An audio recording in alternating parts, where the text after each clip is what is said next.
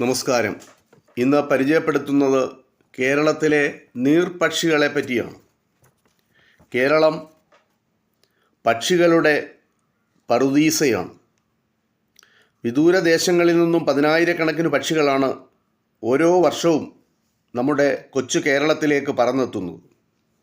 ശാന്തസുന്ദരമായ കാലാവസ്ഥയും സമൃദ്ധമായ ജലാശയങ്ങളുമാണ് ഈ പക്ഷികളെ കേരളത്തിലേക്ക് ആകർഷിക്കുന്ന പ്രധാന ഘടകങ്ങൾ.